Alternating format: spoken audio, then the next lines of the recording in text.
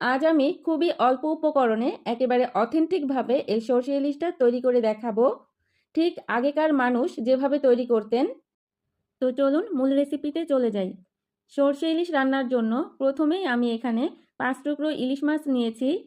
এই রেসিপিতে যেহেতু মাছটাকে না ভেজে সরাসরি রান্না করা হয়, তাই চেষ্টা করবেন একটু বড় সাইজের মাছ নেওয়ার জন্য, এতে করে রান্নাটা করতে সুবিধা হয়। এরপর আমি একটা মশলা তৈরি করে নিব। এই জন্য একটা বাটিতে আমি 3 টেবিল চামচ হলুদ সরিষা, সেই সাথে 1 টেবিল চামচ কালো সরিষা নিব।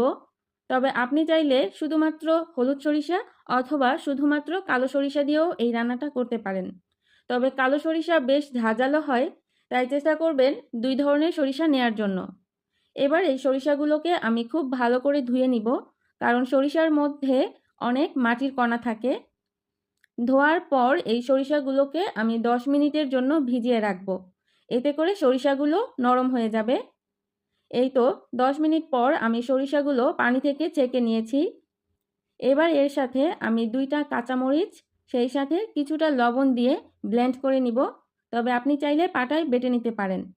এই যে কাঁচামরিচ আর লবণ দিয়ে আমি ব্লেন্ড করে নিব, এতে করে যেটা হবে, সরিষার মধ্যে যে একটা তেতো ভাব থাকে সেটা আর থাকবে না। আর ব্লেন্ড করার সময় অবশ্যই কিছুটা পানি দিয়ে নিতে হবে। ব্লেন্ড করার পর এটা দেখতে ঠিক এরকম হয়েছে। এবার আমি এর সাথে কিছুটা পানি মিশিয়ে নিব। এর কারণ হলো, আমি যদি সরাসরি সরিষা বাটাটা তেলের মধ্যে দেই, তাহলে এটা পুড়ে যেতে পারে। তাই এভাবে একটু পানি মিশিয়ে নিলে এই সরিষা বাটাটা তেলের উপর দিলে এটা আর পুড়ে যাওয়ার সম্ভাবনা থাকে না। সর্ষে ইলিশ সরিষার তেল দিয়েই রান্না করা হয়, তবে আমার হাজব্যান্ড সরিষা তেলের রান্না পছন্দ করে না, তাই আজকের রান্নাটা আমি সয়াবিন তেল দিয়ে করব। তবে আপনি চাইলে সরিষার তেল দিয়ে রান্নাটা করতে পারেন। চুলায় একটা ফ্রাই প্যানে আমি 1/3 কাপ পরিমাণ সয়াবিন তেল দিয়ে দিলাম। ফোড়নের জন্য দিয়ে দিব 1 চিমটি কালো জিরা। এবার কালো জিরাটাকে আমি সামান্য ভেজে নিব, খুব বেশি না। এরপর দিয়ে দিব 1 চা চামচ হলুদের গুঁড়া, 1 চা চামচ মরিচের গুঁড়া, সেই সাথে 1 চা চামচ লবণ। চুলার আঁচ লোতে রেখে এই মশলাগুলোকে আমি 20 থেকে 25 সেকেন্ডের জন্য ভেজে নিব, খুব বেশি না। এবার আমি মাছগুলো দিয়ে দিব।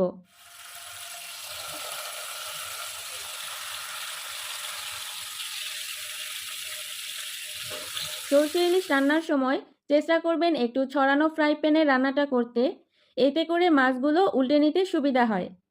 আর ইলিশ মাছ খুব নরম হয়, তাই খুব সাবধানে উল্টাতে হবে, যেন মাছগুলো ভেঙে না যায়। প্রায় 2 মিনিট পর আমি মাছগুলোকে উল্টে দিব। আর এই সময় চুলার আঁচ থাকবে মিডিয়ামে। ইলিশ মাছ ভেজে নিতে খুব বেশি একটা সময় লাগে না। প্রায় 4 থেকে 5 মিনিট পর সেই রেডি করে রাখা সরিষার মিশ্রণটা আমি মাছের মধ্যে দিয়ে দিব। এই মিশ্রণটা দেওয়ার পর আমি হালকাভাবে একটু নেড়ে দিব, যাতে করে মাছের সাথে এই সরিষার মিশ্রণটা খুব ভালোভাবে মিশে যায়। এরপর আমি ঢাকনা দিয়ে ঢেকে অপেক্ষা করব ঠিক 2 মিনিটের জন্য। 2 মিনিট পর আমি ঢাকনাটা উঠিয়ে একটু দেখে নিচ্ছি। এই সময় আমি অনেক মজার একটা ঘ্রাণ পাচ্ছি। এবার আমি মাছগুলোকে আবারও উল্টিয়ে দিব। এতে করে সরিষার মিশ্রণটা মাছের সাথে খুব ভালোভাবে মিশে যাবে। একটু সাবধানে উল্টাতে হবে, তা না হলে কিন্তু মাছগুলো ভেঙে যেতে পারে। এরপর আমি দিয়ে দিব 6-7টা কাঁচামরিচ। এটা আমি সবার শেষে দিচ্ছি, এর কারণ হলো কাঁচামরিচের খুব সুন্দর একটা ফ্লেভার মাছের মধ্যে থেকে যাবে। আবারও ঢাকনা দিয়ে ঢেকে অপেক্ষা করব ঠিক 2 মিনিটের জন্য। আসলে সরিষা ইলিশ রান্না করতে 10 কি 11 মিনিট, এর বেশি সময় লাগে না। 2 মিনিট পর আমি ঢাকনাটা উঠিয়ে একটু দেখে নিচ্ছি। আমার রান্নাটা প্রায় হয়ে গিয়েছে। যেহেতু সরিষা ইলিশ রান্না করছি, কিছুটা সরিষার তেল না দিলে তো আর হয় না, তাই একেবারে শেষে আমি 1 টেবিল চামচ সরিষার তেল দিয়ে আবারও ঢাকনা দিয়ে ঢেকে দিব। আর অপেক্ষা করব ঠিক 1 মিনিটের জন্য। এবার ঢাকনাটা উঠিয়ে একটু দেখে নিচ্ছি। আমার রান্নাটা হয়ে গিয়েছে। আর একেবারে শেষে দেখুন এর কালারটা কতটা সুন্দর এসেছে, তাই না? আজকের সরষে ইলিশ আমি পরিবেশন করব মাটির প্লেটে। আসলে মাটির জিনিসে সরষে ইলিশ যেন বাঙালির 16 আনা পূরণ করে।